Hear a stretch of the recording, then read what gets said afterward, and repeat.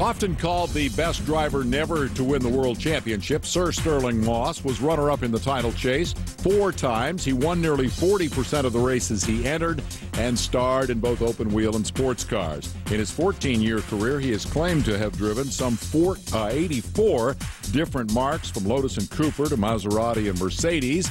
He is still a favorite throughout the racing world, and he joins us tonight from the Amelia Island Concours d'Elegance in Florida. At that event, an impressive array of racing legends have been greeting their fans and raising money for charity, and I've heard rumors that amid all those gorgeous cars, there were some fascinating racing stories to be told. Stirling, welcome to Wind Tunnel. It's an honor to have you here tonight and a pleasure to get to talk to you. Thank you for coming. Thank you. It's great to be here. Thank you very much. The guest list included John Surtees, John Fitch, Vic Elford, Brian Redmond, Herschel McGriff, Chris Economaki.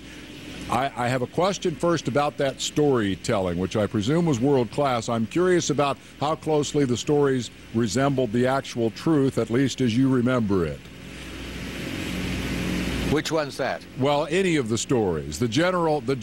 I find that when legends get together, that sometimes the stories have been embellished over the years. Any truth in that? Oh no, oh, there's a lot of truth, of course there is, but a lot of things happen. The great thing about motor racing is absolutely all sorts of things happen. I mean, more in the old days, I think, because safety didn't matter so much and we didn't wear seat belts, or we didn't in Europe anyway. But there are many stories going around, and I think they're really worth an awful lot. But one thing I must tell you about Chris Economaki that I remember, because I was there, he was interviewing me, I think, at Daytona, and we used to run across the road, then jump in for the Le Mans start, and he was interviewing me, and they dropped the flag, and I had to sort of shout round the back and say to him, "I'm sorry, I must go now, because the flag race is on."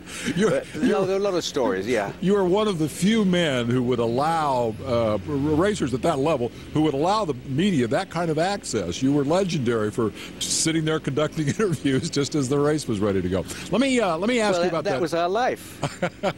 That Mercedes behind you, I understand, is the sister car to the one in which you won the 55 Mille Miglia, which was part of this amazing sweep. It also included Targa Florio and the Tourist Trophy. And the event down there at Amelia Island this year celebrated that golden age of real road racing. Those with a sense of history appreciate that. The current generation raised on circuit racing may not. What made these events so special? They were special because they were run on the roads, the normal roads, sometimes not properly closed, sometimes fully closed. They were special because safety didn't matter. I mean, I remember I never raced with a seatbelt, but the reason for that, of course, I was frightened of fire. But I always raced with short sleeves, that sort of thing. It was a very much more friendly atmosphere. The drivers could come, the public would meet the drivers in the pits, rather like they do still, I think, in USAC actually, or at NASCAR, which is terrific. But it was a very much friendlier atmosphere, and you know, the speeds were pretty high. I mean, with that car behind, I was doing 179, 180 miles an hour on the open road, and in fact did the 1,000 miles in just under 10 hours 4 minutes, I think it was. So you know, we didn't hang around. No, it's an amazing difference from that to what we see today. Also in 55, perhaps the blackest day in racing history, you and your teammate, Juan Manuel Fangio, leading Le Mans in the Mercedes. The team car crashed into the crowd, more than 80 spectators killed. From your perspective as a driver, how did that tragedy change racing? Oh, terribly. I mean, it was something that was tragedy the way it happened. I mean, it was the circumstances of one car pulling across another one and going up the back. I mean, it was an impossible thing to recreate. And here was this amazing race, which is really one of the most important races, like Indianapolis, in the world. You've got 250,000 people there, and the car took off. It wasn't the car's fault or anything, and of course killed a lot of people. And after that, of course, they banned racing in Switzerland, and they cut back in many other places. It did an awful lot of damage, but I'm glad to say the sport did go on, and obviously the safety was stepped up, and today we really do have a fantastically safe sport. I mean, for somebody to be killed in Formula One today, I'm glad to say is very, very rare. We have a viewer on the line, Gary in Dana Point, California. Gary, you're on with Stirling Moss. Go ahead. Good evening, Dave and Sir Stirling. Evening, I was Gary. very lucky. The first time I ever went to a sports car race was in Laguna Seca in 1961, and you had a classic duel with Dan Gurney. Anyway, you've already touched on the subject that I had tonight, which is you were talking about safety and helmets and also about seat belts, and I would like you to comment about today's racing and how with all the safety equipment for the drivers and the safety equipment on the cars and the tracks, and how that's affected things like overtaking, our overzealous overtaking that we sometimes have, and just general comments about how today's safety. Well, let me tell you this. I'm the wrong person to ask, really, because one of the main reasons I joined motor racing when I was an idiot of 17, 18 years old was because it was dangerous.